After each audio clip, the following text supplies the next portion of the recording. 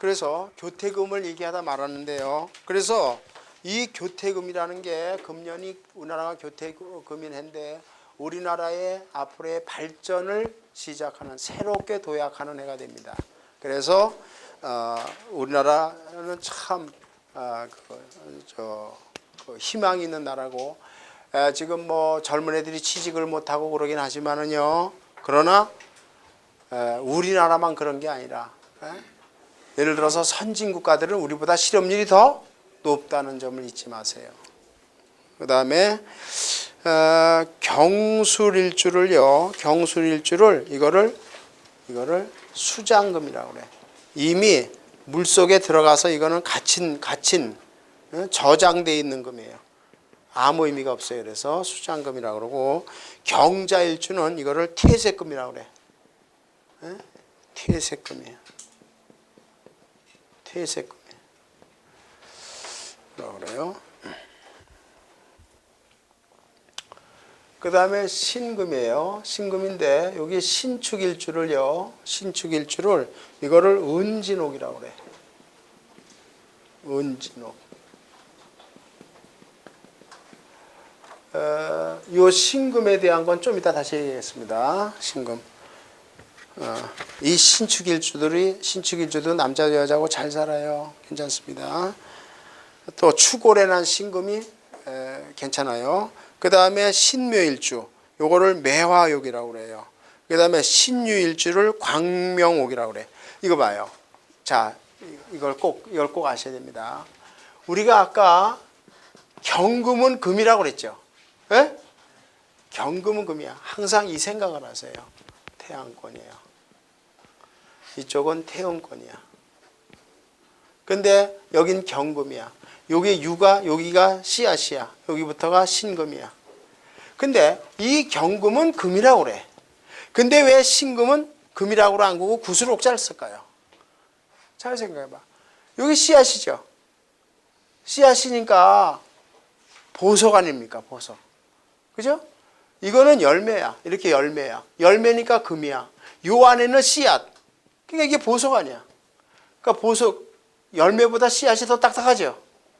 그렇잖아요. 그래서 구슬옥자 쓰는 거예요. 이게 이름 질 때 이게 사주 볼 때도 중요하지만은 이름 질 때 이걸 모르고는 이름 못 지는 거예요. 만약에 금이 용신인데 지금 봐요. 태양권이기 때문에 경금이 용신인 사람은 세금별을 집어넣고 이름을 줘야 돼요. 아시겠어요? 그런데 같은 절에도 태음권에 있는 사주기 때문에 신금이 용신이다. 그러면 신금이 용신이다 할 때는 이 사람은 구슬옥변을 집어넣고 이름을 줘야 돼요. 아시겠어요? 이게 대단히 중요한 의미를 가져요. 그냥 이름을 마음대로 막 짓는 게 아니라 우리가 주역에 의해서 한문 이름을 질 때는 반드시 이런 원리를 따라야 돼요. 아까도 자 계수와 임수가 있어요. 이 좀 이따 나오죠. 그 다음에 봅시다. 신유. 그래서 구슬옥이에요. 그 다음에 자 신의 일주. 신의 일주를 요거를 세금옥이라고 그래. 세금옥. 요게 세탁할 때 세금. 세금. 세탁할 때 세자예요. 세금옥. 이걸 봐요. 자, 이거 보세요. 여러분들이 한눈에 읽으세요. 보세요. 어떤 사람이 신금으로 태어났어요. 신금으로 태어났는데 예를 들어서 이 사람이 자월에 난 해일주야. 사주 간단히. 근데 이게 만약에 여자라면 더 말할 것도 없지만 남자라 하더라도 이거 봐요. 자월에 난 신금일주다 그러면 그냥 눈 딱 감고요. 여자라면 이 사람은 기가 막히게 미인입니다. 미스 코리아에 해당되는 여자라고 자신 있게 얘기하세요. 왜 그럴까요? 봐요. 이게 구슬옥이야. 어? 구슬옥인데 이게 물이야. 물로 또 닦는 거죠. 금생수. 그러면 가뜩이나 구슬옥이 반짝반짝 빛는데 이걸 물로 닦으면 어때? 더 반짝거리죠. 자월에 난 신의 일주 아주 미인입니다. 얼굴이 고와요. 배꼽같이 곱습니다. 잘생겼어요. 네? 근데 잘생긴 거 하고 남편복이 있는 건 또 별개예요. 그거는 또 그렇잖아요. 잘생긴 거하고 남편 그건 이제 또 달라요. 그거는 사주를 보고 해야 되는 거니까. 그러나 일단 외모상으로는 이쁜 얼굴이다. 그렇게 얘기할 수 있는 이유가 뭐냐? 남자도 그래요. 옥 자체가 구슬옥 자체가 이게 보석인데 이걸 물에다 닦으니 얼마나 반짝거리겠어. 그렇잖아요. 그래서 이거를 세금옥이라고 그래요. 그 다음에 신미일주를요. 신미일주를 이거를 화중옥이라고 그래. 화중옥. 이거는 불 가운데 있는 보석이에요. 불 가운데 있는 보석이고 신사일주는 이거를 변화옥이라고 그래. 변화옥. 변화옥. 근데 이 신금은 좀 이따 제가 얘기를 꼭 해드릴 게 있어요. 그렇게 하시고 그 다음에 임일주는 물인데요. 물인데 자 임자일주는요. 임자일주는 198페이지를 보시면은 홍수호라고 그래. 홍수호. 홍수호. 근데 임술이 빠졌어요. 임술은 써놓으세요. 임술은 원천호라고 그래. 원천호.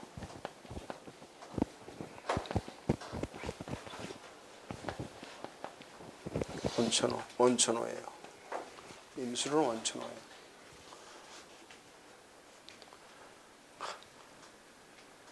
이걸 왜 원천호라고 그러냐면 이거 봐요. 여기 물이 이때부터 유 다음에 수월부터 물이 차죠. 겨울에 물이 차는 게요. 그죠? 그래서 원천호라고 그래. 그래서 남자고 여자고요. 임술일주가 일반적으로 잘 살아요. 물론 여기가 충이 되면 안 돼. 이렇게 진월이 이렇게 충이 되면 물론 그렇지만은 물론 월을 봐야 되고 여기를 봐야 되지만 일반적으로 임술일주 자체가요. 요 지루만 보면은 임술일주가 여자는 남편복 있고 남자는 돈이 많은 부자 사주입니다. 왜 그러냐 하는 거는 이 안에 정답이 들어있어요. 왜 그래요? 요 술이에요. 술의 지장간이 신정무야. 그죠? 요 무토 토국수 남편이야. 여자. 그 다음에 요게 금생수가 정인이야. 요게 수국화, 요게 정제야. 그죠? 그래서 임술일주가 나름대로 돈을 이런 사람은 그래도 남한테 떵떵거리고 살 수 있어요.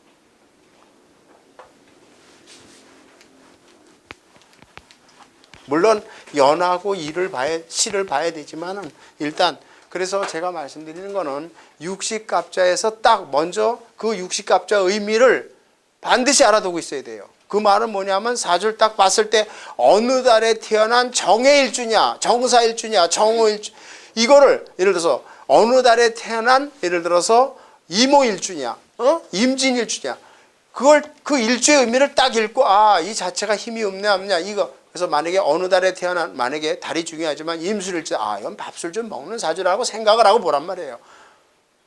아시겠어요? 그러면 사주 반은 풀린 거야. 뭐가 어려워요? 그런 걸 모르고 따지고 모든 걸 동시에 다 집어넣으려니까 햇소리 하는 거예요. 그냥. 그래서 기본을 뭐든지 기본에 충실해라. 기본을 정확히 알아야 됩니다. 그 다음에 이민일주는 춘종호라고 그러고 임주는 타수호라고 그러고요. 탁수호라고 그러고 다 있어요. 이모일주는 봐요. 이모일주는 변색호라고 그래요. 왜 그래요? 변색호야. 색깔이 변해 있는 호수니까 나쁘잖아요. 벌써. 그 다음에 임신일주는 원시호라고 그래. 물이 처음 생기는 거예요. 물이 우리가 이렇게 보면 잘 봐요. 신월이 되면은 6월이고 신월이 되면 이때부터 물이 이렇게 내려가요. 여기를 봐요. 자, 요걸 빠뜨렸는데 꼭 보세요. 여기를 보세요. 제가 빠뜨린 게 있는데 이걸 보세요. 지금 말이에요. 지금 우리가 요렇게 있는 데서 자, 오, 묘유예요. 여기가 축이고 인입니다. 인이에요. 근데 여기가 태양권이고 태양권인데요. 지금 여기 가운데를 딱 잘라봐요. 그러면 여기는 북쪽, 남의 물의 중심이에요.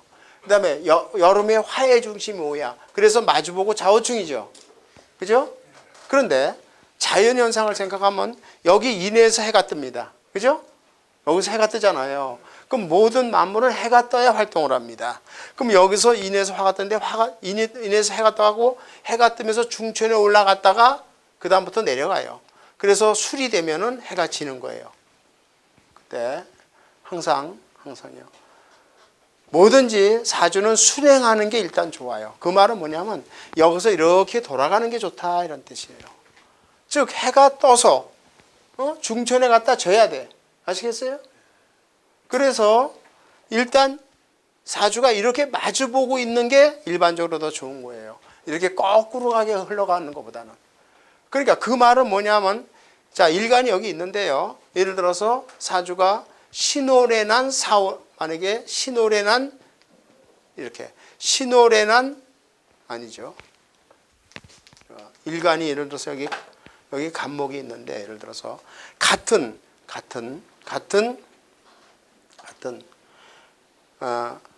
자월에 난 간목이라 하더라도 이렇게 가는 게 이렇게 올라가는 게 더 나은 거예요.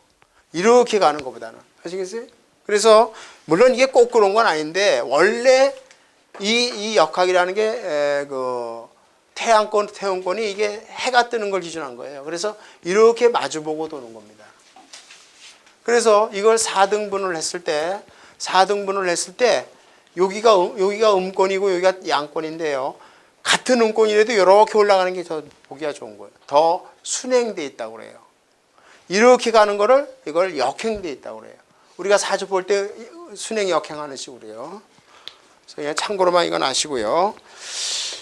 그 다음에 이제 계일주인데 계일주의 경우에 거기에 계사일주를 생동우라고 그래요.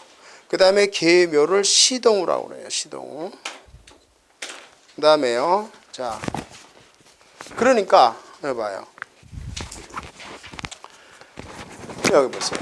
이 한문 안에 정답이 있는데 왜 임수는 왜 호수 호자를 쓰고 왜 계수는 왜 여기다가 비우자를 썼을까요? 바로 이건 물이 꽉 차 있는 거예요. 이거는 하늘에서 비가 오는 거예요. 그래서 같은 용신을 잡아도 임수인 사람과 계수인 사람의 경우에 이름을 질 때 그 적용하는 한자가 다른 거예요. 그러니까 임수일 때는 호수자 이게 물수변을 쓰는 게 좋아요. 계수일 때는 되도록이면 비우자나 하늘천자가 들어가는 게 좋아요. 아시겠어요? 글자 안에. 그래서 여러분들이 누구 주변에 호를 지어줄 때도 그 사람의 용신을 뽑아서 지는 거예요. 그죠? 그 사람 용신이 병화다 그러면 날일별이나 화, 태양의 기운이 강한 화의 기운을 놓는 글자를 쓰는 거예요. 만약에 이 사람이 간목이다 그럼 나무목변을 써주는 거야. 만약에 을목이 용신이다 그러면 아까 썼죠. 뭐예요? 풀초변을 쓰는 거야. 풀초변. 아시겠죠? 그래서 각각의 용신에 의해서 그 사람 이름을 쓰는 거예요. 그 다음에요. 그래서 시중에 장명 이론이 텔레비 MBC에서나 이런 데서도 얘기를 했지만 엉터리일 수밖에 없는 게 일주일 만에 그렇게 이름을 짓는 게 안 맞는 거가 아니에요. 원래 한문 이름은 주역 이론에서 그 사람의 용신을 뽑고 용신에 의해서 이름을 짓는 게 맞는 거예요. 그러면 그게 하루아침에 될 일은 아니에요. 1년을 공부해야 용신을 정확히 뽑아요. 그렇잖아요. 그러니까 일주일 배워서 이름 짓는다? 얼마나 엉터리라는 걸 알 수 있는 거예요. 그 다음에요. 개미일주를 요거를 감노우라고 그래. 감노우라는 말은 이게 뭐냐면은 쉽게 얘기해서 열매를 맺는 거예요. 열매를 맺는 거예요. 감노우예요. 그 다음에 계유는 이게 이제 열매를 다 맺고 난 다음에 비가 와야 뭐예요? 잘못하면 열매가 썩어요. 열매를 다 맺고 난 다음에 비가 오면 어떻게 돼? 씨앗이 썩을 거 아니에요. 그래서 이게 오면 나빠요. 그래서 이걸 폐곡류, 열매가 곡물 아니에요. 그래서 이거를 폐곡, 이게 미곡할 때 곡자예요. 곡물 곡자예요. 폐곡우라고 그래요. 폐곡우. 그 다음에 계일주를 파생우라고 그래. 파생우. 그 다음에 기축일축을 이거를 정중우라고 그래. 정중우예요. 우선 원리를 하세요. 예를 들어서 계일주다. 그러면요. 계일주다 그러면 이건 파생우예요. 이걸 봐요. 왜 계일주가 힘이 없냐면은 여기 지금 물이 차 있어. 물이 차서 물이 많은데 여기서 하늘에서 비가 온들 이게 뭐예요? 어떻게? 호수가 넘쳐갈 거 아닙니까? 그래서 우리가 계일주가 힘이 없다 그러는 거예요. 그래서 육식갑자에 대한 얘기를 제가 그거를 책에 빠진 걸 제가 좀 해준 거니까 참고로 아시고요. 그래서 이건 왜 제가 하냐면 여러분들이 굳이 외우지 않아도요. 조금 전에 얘기한 태양권, 태음권, 예? 아시겠죠? 그걸 생각해서 뭘 깔고 있냐는 걸 잘 생각하세요. 자, 근데 제가 중요한 걸 하나 빠뜨렸어요.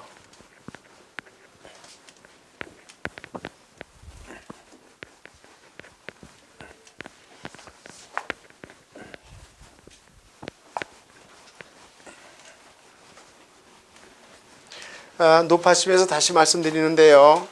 십신 이론을 모르시는 분은 비견이 뭔지 겁재가 뭔지 뭐 그런 의미들을 어떻게 해석할 거냐는 걸 모르시는 분은 제 책에 거기 대충 써 있으니까 집에 가서 꼭 읽어보고 확인을 하고 오세요. 네? 그러니까 이게 고급 실전반이고 여러분들이 사주를 한눈에 읽는 걸 해드리는 거니까 제가 사주를 예를 들어서 가지고 설명을 할 때 이 사주가 예를 들어서 시지에 겁재가 들어서 이렇게 됩니다. 그럼 왜 그러냐는 걸 알고 있어야죠. 네? 왜 겁재가 나쁜지를요. 아시겠죠? 근데 일반적으로 겁재는 나빠요. 자, 이걸 보세요. 왜 우리가 역학에서 겁재라고 그랬을까? 이 겁자라는 말이 무서운 말이에요. 그죠? 비견은 나고 비견. 그러니까 이 사주이론은 한문 안에 정답이 들어있어요. 비견은 나하고 견줄견자야. 나하고 대등한 견줄경제야. 그러니까 형제가 되는 거야. 형제 친구가 되는 거야. 그러니까 비견은 나한테 큰 해가 안 돼. 물론 친구도 봐요. 친구도 나한테 적이 있을 수가 있어. 그러나 일단 친구라는 건 친할 친자니까 뭐야? 나하고 가까운 사람이야. 예? 물론 배다른 형제가 있어 형제가 나를 해코자 할 수도 있지만 형제가 아무리 잘나고 못나도 내 형이고 내 동생이야. 형제가 같은 배에서 난 형제가 자기 동생, 자기 형을 싫어하는 사람은 없죠. 네? 물론 재산 싸움이 일어날 수도 있지만 하여튼 그래요. 그러니까 비견은 그렇게 나쁜 의미를 안 갖는 거야. 그런데 왜 같은 형제인데도 겁재는 이건 음량이 달라요. 그 음량이 다른 왜 겁재를 겁탈할 겁자 이 겁자를 봐요. 한문 안에 정답이 있어요. 이게 뭐예요? 제거할 것자죠.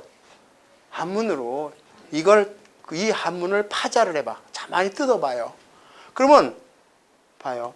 겁이야. 거야. 건데 그냥 거도 제거하는 거냐 나쁜데 여기다가 하나 더 집어넣었어. 뭐야? 힘력자죠. 그러니까 힘을 빼라는 거죠. 힘을 제거해버리는 거죠. 그러면 어떤 사람인데 힘을 제거해버리면 그 사람 뭐야? 껍데가 돼버리는 거죠. 그럼 남자의 경우에 거세한다는 게 뭐야? 남자의 생식기를 자르는 거죠. 바로 이 겁자가 그런 의미예요. 남자의 힘을 자르는 거야. 남자의 경우에 생식기를 잘라내는 거야. 옛날에 고자 내시처럼. 이건 뭐예요? 힘이 없는 거야. 그래서 이 겁자가 무서운 글자예요. 그 왜 겁재가 이렇게 무서운 글자를 썼을까요?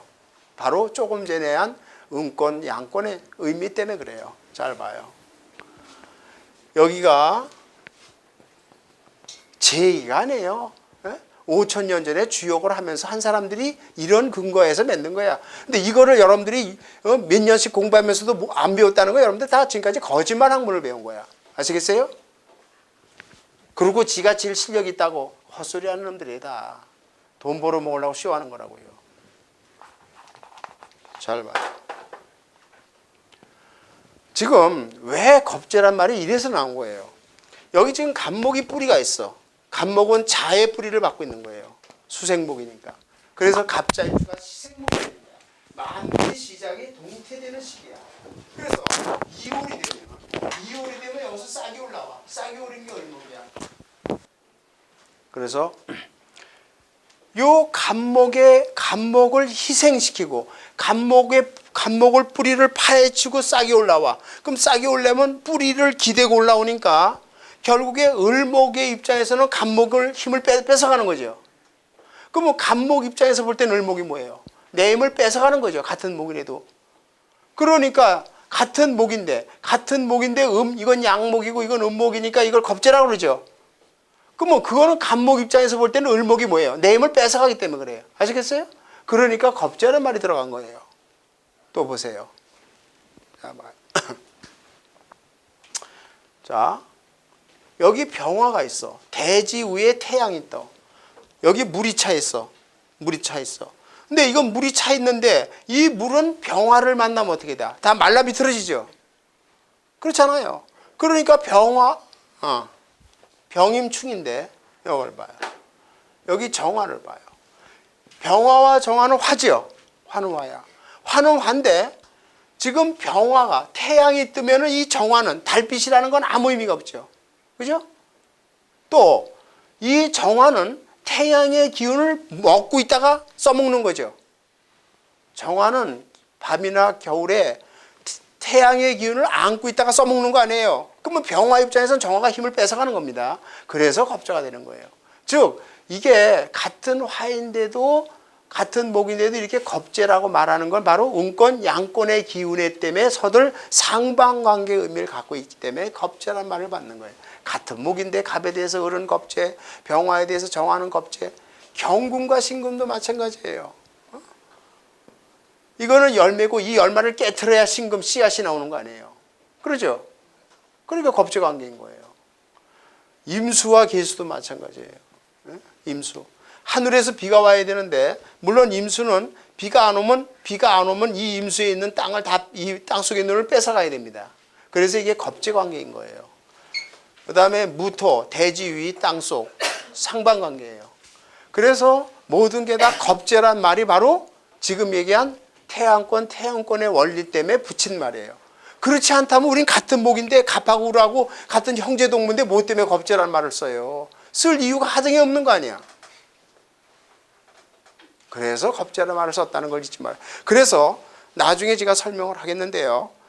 아무리 사주가 신약하다 하더라도 같은 목이라 하더라도 간목이야 내가. 간목인데 아무리 신약하더라도 을목이 내 힘이 되느냐 안 되는 거예요. 그래서 겁재는 별 볼 일 없는 거예요. 그래서 사주에 겁재가 많으면 무조건 그냥 한눈에 읽어. 사주에 겁재가 많은 사주는 절대 거론뱅이 사주지 부자인 사주일 수가 없는 거야. 왜 그래요? 내가 간목이야. 근데 을목이 이렇게 붙어 있어. 이런 사주는 설사 2개만 있어도 이런 사주는 절대 부자일 수가 없어. 왜? 내 걸 다 형제지간들이 다 뺏어가 버린다 꼴이 돼. 그러니까 내가 돈이 몰만 하면 주변에서 다 뺏어가 버려. 절대 부자가 될 수가 없는 거예요. 그래서 겁재가 많은 사주는 별 볼 일 없다라고 말하는 이유가 바로 그런 데 있는 거야. 그죠? 겁재가 많은 사주는 절대 부자일 수가 없는 거야. 돈이 모일만 하면 다 뺏어가 옆에서. 에?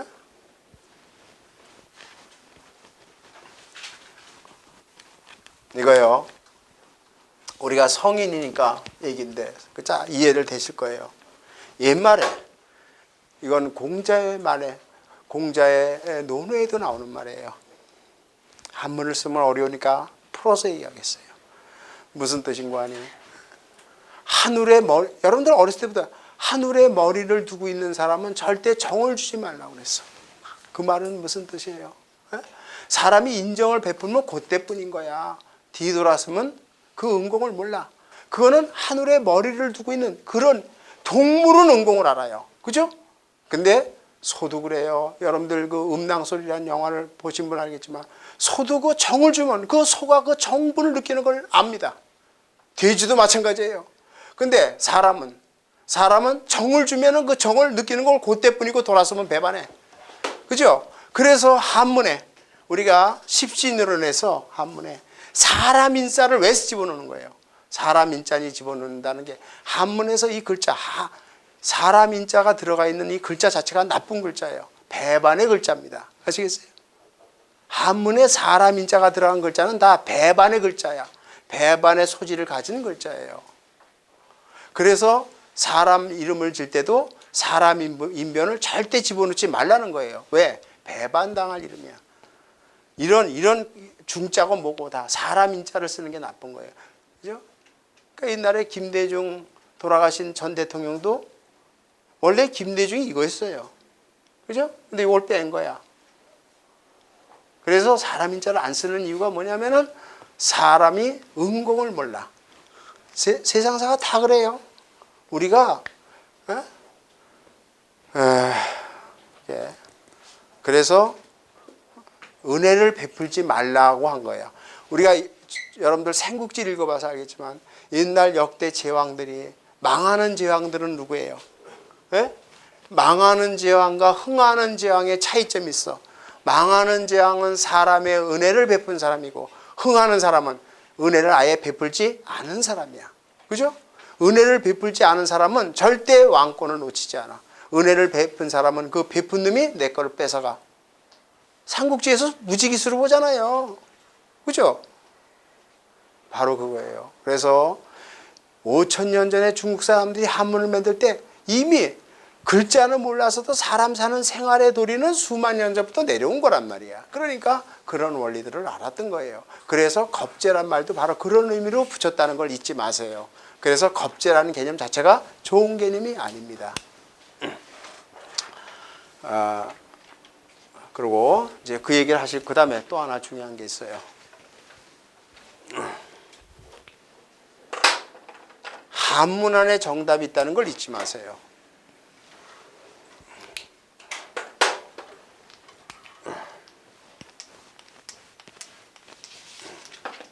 지금 우리가 자 여기가 이렇게 있어요. 요 위에요. 여기가 무토가 있고 병화가 있고 기토가 있고 정화가 있고 여기가 양권이고 여기가 음권이에요. 그런데 요 유를 봐요. 요 유에서 신금인 씨앗이 나옵니다. 그러면 이 신금이라는 의미를 요걸 의미를 아셔야 돼요. 아까 경금은요. 경금은 열매예요. 이 열매의 씨앗이 신금이에요. 아시죠? 근데 이 신금의 의미를 요거는 좀 우리가 여기서부터 음권이라고 했어. 그럼 여기 기토와 정화와 그 다음에 간목을 물이 차고 있어야 돼. 이건 음권이야. 봄이 돼서 싹이 오르면 하늘에서 비가 와야 되고 병화와 대지와 경금이 양권이라고 그랬어. 그런데 자, 이 신금은 좀 생각을 해야 됩니다. 그건 뭐냐면 이 신금은 씨앗이야. 그러면 씨앗에 의해서 우리가 열매를 맺어. 씨앗을 뿌려야 열매를 맺어. 그런데 이 신금은 두 가지 의미가 있죠. 즉 우리가 보리같이 봄에 파종하죠. 그죠? 그 다음에 겨울 농작물은 뭐예요? 가을에 파종하죠. 겨울 농작물은 가을에 파종하잖아요. 즉 이 씨앗은 봄에 파종하는 씨앗이 있는가 하면은 가을에 파종해서 봄에 열매를 맺는 게 있고 봄에 파종해서 가을에 열매를 맺는 게 있고 이렇게 두 종류가 있죠. 씨앗이 그러니까 우리가 봄에 씨도 뿌리고 가을에도 씨도 뿌리잖아요. 즉 봄에 파종해서 가을에 그러니까 원래 씨앗이라는 거는 이게 음권인데요. 음권인데 이렇게 얘기를 해요. 이 신금은요. 신금은 예를 들어서 여기가 묘인데 묘월 이후 신월까지 신월까지 태어났다. 태어난 신금. 이거는 신금은 이거는 양권이에요. 양권의 의미예요. 그러니까 아무리 씨앗이라 하더라도 씨앗이 예를 들어서 여기 진월에 씨앗을 뿌렸어. 씨를 뿌렸어. 그래갖고 꽃이 펴서 이렇게. 이거는 이 신금은 이거는 이미 양권의 의미를 갖는 거예요. 아시겠어요? 그래서 잘 알아야 돼요. 어떤 사람 사주가 신금의 경우에는 여기 이 사람이 묘월이나 진월, 4월, 5월 이렇게 신월 이런 달에 났으면 미월 이거를 양권의 의미로 봐야 돼요. 그런데 이 신금이 예를 들어서 수월에 났다. 겨울, 해, 자 이렇게 겨울에 났다면은 이 겨울은 이거는 겨울에 파종해서 봄을 결대하기 때문에 이거는 음권이에요. 그래서 잘 봐요. 제일 중요한 거는 이 태어난 달이에요. 태어난 달, 태어난 월입니다. 태어난 월. 이 태어난 달이 양권달, 묘를 지나서 묘진, 사오미, 신까지 이때 태어났을 때는 이거는 아까 경금하고 같은 의미가 돼요. 이해가 됐어요? 그런데 6월을 지나서 유술해자축인까지 태어난 거는 겨울의 파종에서 봄 되기 전에 그 열매를 걷는 거예요. 그래서 이거는 음권에 해당하는 거예요. 이거를 잊지 마세요. 그러니까 우리가 예를 들어서 이걸 봐요. 잘 보세요. 어떤 사람이 사주가 이렇게 있는데 4월에 난 4월에 난 예를 들어서 신묘일주다. 그러면 이 신금은 이거는 양권이에요. 한여름에 싹을 틔우는 신금이야. 그리고 금금목 재를 가지고 있어. 이 자체로 구성이 그럴싸하게 된 거예요. 아시겠어요? 여러분들이 해석을 잘못하면 안 되는 게 뭐냐면 야, 이 신금은 음권인데 양권에 태어났는데 이거 별 볼 그게 아니라고요. 이거는 경금하고 같은 의미를 갖는 씨앗이야. 이해가 되겠죠? 그런데 예를 들어서 신금이 자월에 나와 있는 신축일주야. 그건 뭐예요? 겨울에 파종을 한 신금이야. 그죠? 그러니까 이거는 이 신금이 뭐예요? 음권의 신금이야. 그럼 이 자체도 이것도 구성이 그럴싸해. 이런 사주도 괜찮은 사주야. 음권으로서 그럴싸하게 음을 가지고 있는 거야. 근데 예를 들어서 신일주인데 자월에 나와 있는데 신사일주다. 요건 좀 문제가 있는 거야. 그럼 어떤 문제가 있느냐 하는 걸 해석하는 기법을 정확히 알아야 돼요. 이제 어렴풋이 이해가 되겠어요? 그러니까 어렵게 생각하지 마세요. 분명히 말씀드리지만 사주를 어렵게 생각하면 절대 못 풀어요. 그리고 단순화시키는 방법을 알아야 돼요. 이론이 수백 가지인데 여러분들 책 보면 어떤 책은 똑같은 얘기 뒷부분에서 사주책이 막 수백 페이지 돼. 내용을 보면 하나도 없어. 들어서 볼 거 보면. 그러니까 뭐냐면은 수만 가지 이론을 동시에 다 대입하려고 그러지 마세요. 가장 중요한 핵심적인 것만 대입을 하세요. 아시겠죠? 그 다음에 또 하나. 직업은 우리가 예를 들어서 군검경이라든가 공무원이라 이렇게 대충은 알지만 세세한 건 오늘날 잘 안 맞아요. 그래서 이건 당사자한테 뭐 하냐고 물어보는 게 좋습니다. 이해가 되겠어요? 그건 물어봐도 괜찮아요. 단 이 사람이 군인이나 검사, 의사 이거는 눈에 띄게 나타나요. 그러나 이 사람이 장사하는데 이 사람이 장사할지 지금은 이 사람이 장사할 사주인데도 농사 짓는 사람도 많다고요. 근데 지금은 농업, 상업 구분이 없단 말이야. 그래서 그런 건 뭘 하냐고 물어보는 게 좋아요. 그리고 사주를 읽으라고요. 그 다음에는. 그래서 이게 옛날하고 직업이 안 맞기 때문에 그래요. 하도 직업의 수가 다양해지고 그래서. 그러나 대충은 알 수 있어요. 우리가 예를 들어서 여자 사주 같은 경우 화루계에 빠질 사주는 한눈에 띄어나. 그죠? 술 장사할 여자는 한눈에 딱 나타나요. 그런 건 우리가 금방 알 수 있어요. 어려운 게 아닙니다. 그런 거는. 자, 그런데 그래서 그리고 여러 번 시집갈 사주 한눈에 나타나죠. 그런 건. 쉽게 해서 관사론잡이야. 이제 우리가 관사론잡이 사주는 100% 외로워. 그 다음에 사주에 관이 전혀 없는 여자들은 100% 외로워. 살다가도 깨져요. 그런 게 몇 가지 공식은 정해져 있는 거야. 그러니까 그런 원리들은 이제 우리가 사주를 갖고 설명을 하지만은요, 그때 반드시 기본적으로 알 거는 양권, 음권의 원리를 생각을 반드시 하고 접근하면 답이 쉽게 풀린다는 걸 잊지 마세요. 그래서 우리가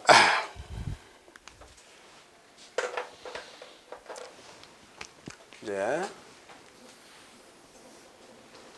사주를 볼 때요.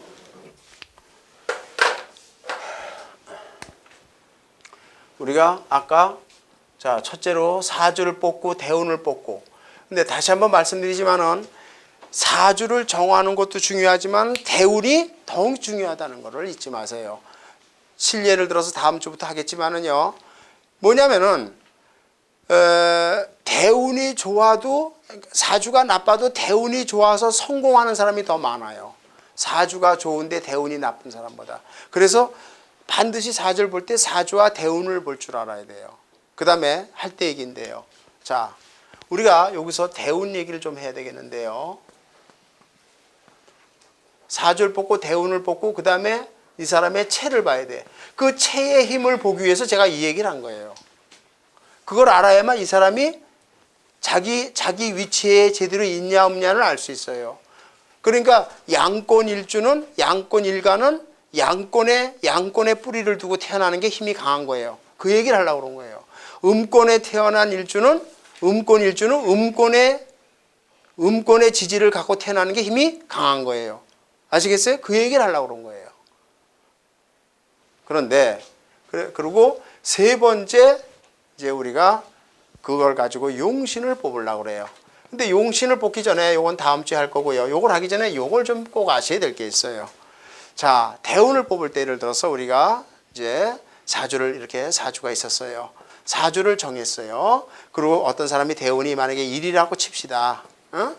예를 들어서 어떤 사람이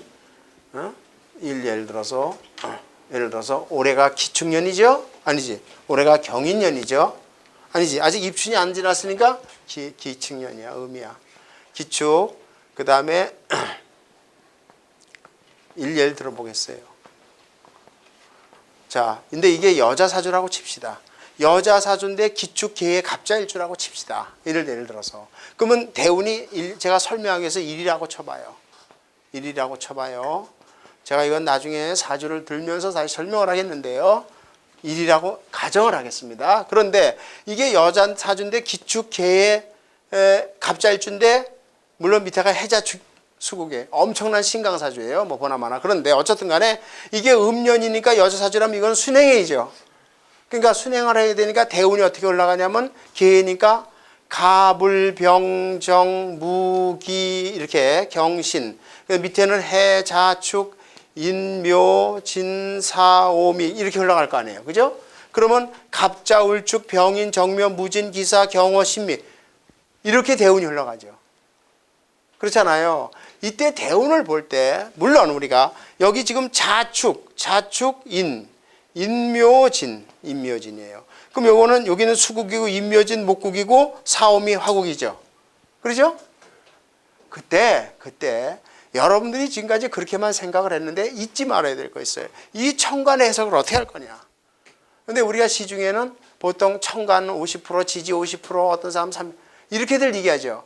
예? 근데 원래 역학은 그게 아니었어요. 뭐냐면은 이걸 다 하나씩 보는 거야.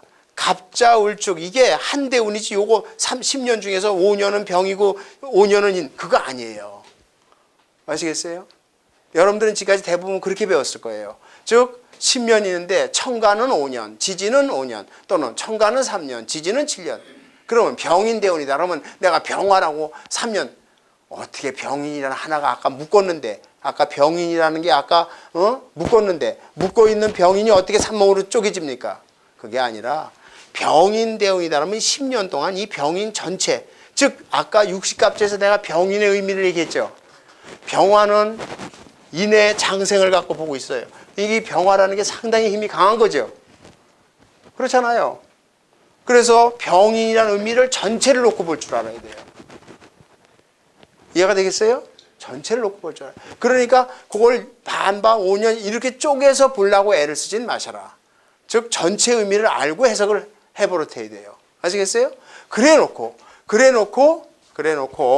지금 이 밑에 흐름을 보세요. 아, 수, 목, 화로 흘러가는데 대운을 볼 때 이 사람이 지금 현재 갑자일주인데 해자축 수기야. 인성이 엄청 강한 신강사주야. 신강사주인데 이렇게 수국 인묘진으로 간다면 이 사람은 어떻겠어요? 운이 나쁜 상태로 가 있어. 아, 이 사람은 그러니까 인생이 험악하겠구나. 아시겠어요? 험악하겠구나. 지금 내가 목이 월등이나 강한데 또 수국 목국으로 간다. 이게 여자 사주라면 이 사람은 100% 화류계 팔자로 갈 가능성이 많은 거예요. 그 왜 그런 얘기를 합니까? 이 숫자 자체가 뭐예요? 물이 흐르듯이 흐르는 거야. 예? 여자의 생식기는 뭐예요? 수에 의해서 결정되는 거예요. 이런 사람은 대부분 잘못하면 몸 파는 여자가 됩니다. 왜? 이 사주가 대운이 좋다면 괜찮아요. 대운이 이렇게 간다면 이 사람은 상당히 험난한 세상을 가. 나한테 전부 한 세상을 기운만 들어와. 나쁜 기운, 귀신만 들어와. 주변이 나한테 다 괴로움만 줘. 아시겠어요? 그러니까 한 세상이 운명이 나쁘게 흘러가는 거야. 그런 것들을 한눈에 읽을 수 있기 위해서 대운의 흐름을 근데 대운의 흐름을 볼 때 대운의 흐름을 볼 때 이 밑에 따로따로 보지 말고 아까 봤듯이 육식갑자 의미를 반드시 알아놓고 보시길 바라요. 그게 정답이에요. 근데 그 능력이 없으니까 위에 천간은 떼어버리고 밑에만 따진 거야. 그러죠? 그러나 원래 그래서 자, 같은 병이라도 천간에 같은 병이라도 인이냐 자냐에 따라서 병자, 이 병화는 힘을 쓸 수가 없어요. 그죠? 음권에 지지고 있는 병화가 무슨 힘이 있겠어요? 그러나 인에 지지고 있는 병화는 힘이 강체입니다. 이 병화는 상당한 쓸모가 있는 거예요. 그래서 그런 의미들을 요걸 쪼개려고 그러지 말고 전체 육식갑자 전체 의미를 갖고 요걸 해석해 버릇을 하시길 바라요. 그래서 조금 힘들지만 제가 아까 적어드린 건 뭐냐면 거기 육식갑자 의미를 보시라는 게 뭐냐면은 집에 가서 한 2번쯤 읽어보세요. 갑자, 시생목 그 의미들을 음권, 양권의 의미를 갖고 그 의미를 한 번쯤 정확히 읽어 놓으세요. 예? 그리고 그 사주의 힘에 대한 걸 평가하도록 애를 써보세요. 그래야만 사주를 보고 한눈에 일단 눈에 익을 수가 있습니다.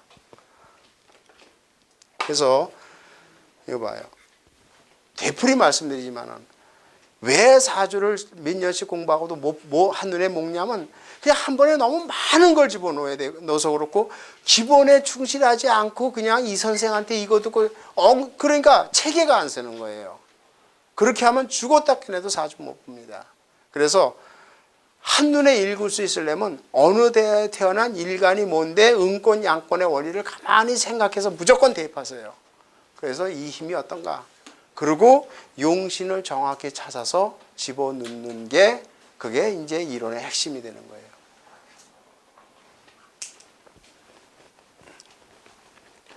그래서 여기 지금 대운에서요. 대운에서 물론 지지도 중요하지만은 거기 천간의 힘을 잘 좀 생각할 줄 알아야 되고요. 그리고 나중에 이제 구체적으로 얘기를 하겠는데 지금은 좀 못해도 괜찮아요. 용신이 반드시 자기권이어야 돼요. 그러니까 자 이거 봐요. 여기 이렇게 있을 때 내가 갑자일주예요. 근데 이 사람이 예를 들어서 용신이 가정을 하겠어요. 가정을 하는데 용신이 금이라고 칩시다. 금이라고 가정을 해봐요. 그러면은 용신이 만약에 금이라고 가정을 했을 때 요담신에 하는데 우리가 천간에 경금과 신금이 있어요. 그러면은 반드시 이 간목이 음권이죠. 예? 근데 양권에 있는 경금은 반드시 금금목으로 충이 돼 있죠. 갑경 충이 되잖아요. 요거는 충이 안 됩니다. 그래서 봐요. 이 용신은 충이 되는 건 죽었다 깨나도 용신이 될 수가 없는 거예요. 어떤 책에 금도 용신이니까 충이 되는 사람, 그거는 기본을 모르는 사람이야. 그러면 우리가 충국을 따질 필요가 없는 거 아니에요. 충이 되는 건 절대 용이 될 수가 없어. 그건 왜냐하면 음권 양권에 올려서 이거는 음권이고, 그러니까 신금만이 용신이 되는 거예요. 그런 원리들을 잊어버리면 안 됩니다. 그래서 오늘 음권 양권에 올리한 걸 잘 가서 보시고 육식갑자 원리를 잘 읽어갖고 다음 주에 오세요. 그래서 그 의미를 용신의 원리를 찾아서 적용하는 것을 해보겠습니다. 예? 잘 복습을 하시고 오늘 여기까지만 하겠는데요. 그 사주